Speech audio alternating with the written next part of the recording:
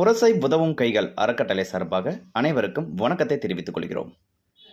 தளவாடி மலை கிராம மக்களின் நீண்டகால கோரிக்கையை நிறைவேற்றினோம். சத்தியமங்கலம் அருகே உள்ள தளவாடி மலை கிராம மக்கள் நம்மிடம் ஒரு ஃப்ரீசர் பாக்ஸ் மற்றும் 2 ஸ்ட்ரெச்சர் கேட்டிருந்தனர். அந்த மலை கிராமத்தில் இறப்பு ஏற்படும் போது உடலை பாதுகாப்பாக வைத்திருக்க மறுநாள் அடக்கம் செய்வதில் பெரும் சிரமத்தை அனுபவித்து வந்துள்ளனர்.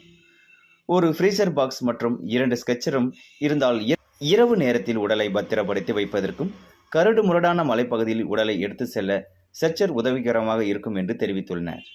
இந்த மக்களின் நீண்டகால கோரிக்கையை மனிதநேயர் ஞானப்பிரகாசம் ஐயா சிங்கப்பூர் அவர்களின் கவனத்திற்கு கொண்டு சென்றோம்.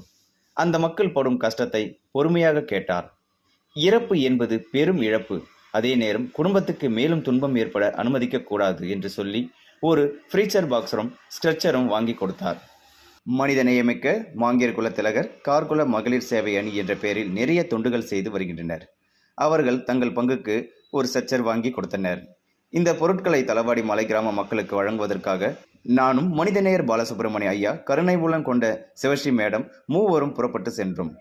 சென்னையில் இருந்து பேருந்தில் புறப்பட்டு சத்தியமங்கலம் சென்று அடைந்தோம்.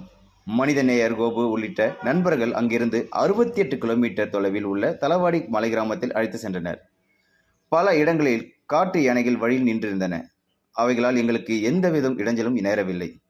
ஃப்ரீசர் பாக்ஸ் மற்றும் ஸ்ட்ரெச்சர்களை பெற்ற மலைவாழ் மக்கள் அடைந்த மகிழ்ச்சிக்கு அளவே இல்லை.